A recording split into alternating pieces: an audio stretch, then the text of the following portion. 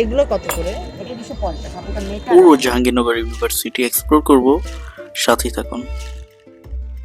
ওকে এই আইসো পরে হ্যাঁ হ্যাঁ আসবো। বিকালে সন্ধ্যায় আইসো। এই ভিউটা এটা আগে কই ছিল? কি বলেন? এই তো কয়দিন আগে ছিল। এখন এগুলো কই গেল? মনে হয় তো বিকেলে এগুলো আমরা পরে দেখব। আমরা দেখে নিই কি কি খেয়েছিলাম। পরোটা ছিল, গরুর মাংস, ভাজি, খিচুড়ি নিয়েছিলাম, অমলেট, ভেজিটেবলস এবং আর কি কি ছিল মনে নেই, তবে প্রত্যেকটা খাবারই নোটেবল টেস্টি ছিল। এটার লোকেশনটা হচ্ছে জাহাঙ্গীরনগর বিশ্ববিদ্যালয়ে যে মেইন গেট আছে, ডেইরি ফার্মের অপোজিটে মেইন গেট। আরও নির্দিষ্ট করে বললে জাহাঙ্গীরনগর বিশ্ববিদ্যালয়ে ঢোকার সময় যে গেটটি রয়েছে তার হাতে ঠিক বাম পাশে আপনি এখানে বেশ কয়েকটি দোকান পেয়ে যাবেন। এখানে দেখতে পাচ্ছেন জাহানারা ইমাম হল। তো আমরা একটি ইজি বাইক নিয়ে নিয়েছি, রিক্সা, ব্যাটারি চালিত রিক্সা। এটিতে আমরা আজকে পুরো জাহাঙ্গীরনগর ইউনিভার্সিটি ক্যাম্পাস ঘুরে দেখে ট্রাই করবো ইনশাল্লাহ। যদিও এটি অনেক বড়, ঘুরতে অনেক বেশি টাইম লাগবে, সো সাথেই থাকুন। জাহাঙ্গীরনগর বিশ্ববিদ্যালয়ে প্রচুর গাছপালা এবং লেক রয়েছে। শীতকালে জাহাঙ্গীরনগর বিশ্ববিদ্যালয়ের প্রধান আকর্ষণ হচ্ছে সাইবেরিয়া এবং অন্যান্য শীত প্রধান দেশ থেকে আগত অতিথি পাখি। আমরা অতিথি পাখি দেখেছিলাম কিনা সেটা পরে দেখাবো, তার আগে বলে নিই আপনারা কিভাবে আসবেন। তো আমি গিয়েছিলাম বিজয় দিবস উপলক্ষে। আপনারা তো জানেন জাতীয় স্মৃতিসৌধের পাশেই অবস্থিত জাহাঙ্গীরনগর বিশ্ববিদ্যালয়। আপনারা ঢাকার যে কোনো প্রান্ত থেকে জাহাঙ্গীরনগর বিশ্ববিদ্যালয়ে আসতে পারেন। এটি হচ্ছে জাহাঙ্গীরনগর বিশ্ববিদ্যালয়ের সেন্ট্রাল মস্ক। আপনারা যদি মিরপুর ফার্মগেট কিংবা পুরান ঢাকার ওই দিক থেকে আসেন বা এই পাশে ধানমন্ডি থেকে আসেন, তাহলে আপনারা সরাসরি গাবতলী আমিনবাজার ব্রিজ হয়ে জাহাঙ্গীরনগর বিশ্ববিদ্যালয়ে আসতে পারবেন। আর যদি বাড্ডা কিংবা মিরপুরের ওই সাইডটার দিকে থাকেন বা ক্যান্টনমেন্টে থাকলেও মিরপুর দিয়ে আসতে পারেন। আর হ্যাঁ, বলে নিচ্ছি একটু, এটা হচ্ছে Jahangirnagar university school and college. আর এটা মনে হয় তাদের খেলার মাঠ।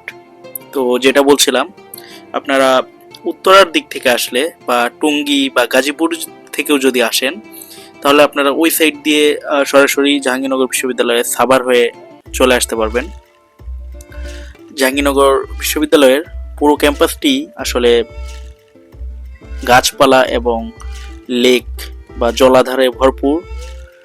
এটির জন্য আপনারা একটু সময় নিয়ে আসবেন, অনেক সময় লাগবে ঘুরে দেখতে। আমি রিকমেন্ড করি কমপক্ষে 5 থেকে 6 ঘন্টা সময় নিয়ে আসবেন। প্রথমে সকাল দিকে অনেক কুয়াশা থাকলেও পরবর্তীতে রোদ উঠেছিল এবং এই জন্য আমরা বেশ ভালো ভিউ পাচ্ছিলাম। তো তখন ভালো লাগছিল আর বেশ ঠান্ডা ছিল। গরমকালেও তো জাহাঙ্গীরনগর বিশ্ববিদ্যালয়ে অনেক ঠান্ডা থাকে, কারণ অনেক গাছপালা এবং জলাশয় রয়েছে। এটি হচ্ছে জীববিজ্ঞান অনুষদ, আর এটি হচ্ছে বিজনেস স্টাডিজ অনুষদ, আর এটি হচ্ছে পাবলিক হেলথ এবং ইনফরমেটিক্স। তো যেটা বলছিলাম, আপনারা আসলে অবশ্যই ভালো শীতের গরম কাপড় নিয়ে আসবেন, আদারওয়াইজ অনেক ঠান্ডায় পুরো জমে যেতে পারেন। আর নর্মালি ঢাকার অ্যাজ ইউজুয়াল ওয়েদারের সাথে এটাকে মিলাতে যাবেন না, তাহলে অনেক ঝামেলায় পড়ে যাবেন, যেহেতু শীতকালেই যাচ্ছেন। আর এদিন কিছু কিছু অংশে অনেক কম মানুষ ছিল এবং কিছু কিছু অংশে বেশ মানুষের সমাগম ছিল। বিজয় দিবস ছিল, এই জন্য ইউনিভার্সিটি বন্ধ ছিল, তাই বলতে গেলে ক্যাম্পাসটি একেবারেই নীরব ছিল। তবে কিছু কিছু অংশে বেশ ভিড় ছিল। কি বলেন? এই তো কয়দিন আগে ছিল। এখন এগুলো কই গেল? মনে হয় বিকেলে আসবে। ও রোদে গেছে, রোদের জন্য গেছে। রোদের জন্য গেছে। কি বলেন? আমাদের অটোওয়ালা ভাই বলছিলেন যে সকালবেলায় নাকি উনি পাখি দেখতে পেয়েছেন এবং এগুলো নাকি বিকেলে ফিরে আসে এবং এগুলো নাকি রোদ পোহাতে গিয়েছে। জানি না সত্য বলছেন না মিথ্যা বলছেন, আমার একবারই অভিজ্ঞতা নেই। তবে তিনি ওইদিকে থাকেন, রিক্সা চালান, হতে পারে তিনি সে সম্পর্কে জানেন। তো আমরা এখানে বেশ কিছুক্ষণ অপেক্ষা করলাম, বাট দেখা না পেয়ে আবারও রওনা দিলাম।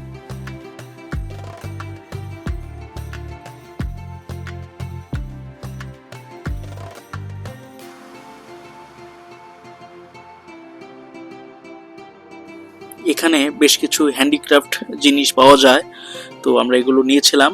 এগুলো এই ভিডিওতেই দেখবেন। এবং এছাড়াও এখানে একটি মোটামুটি বড় লেভেলের একটি শপিং মল না, মানে মার্কেট রয়েছে।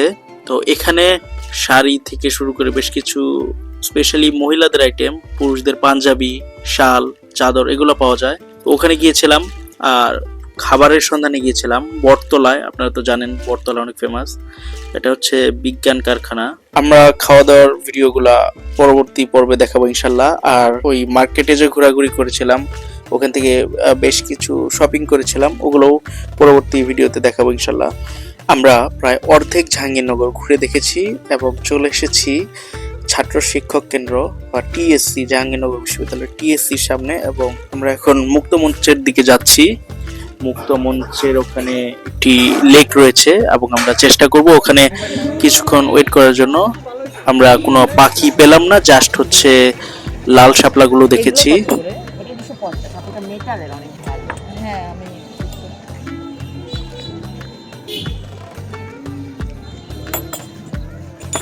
খুলে বড় করতে পারি। হ্যাঁ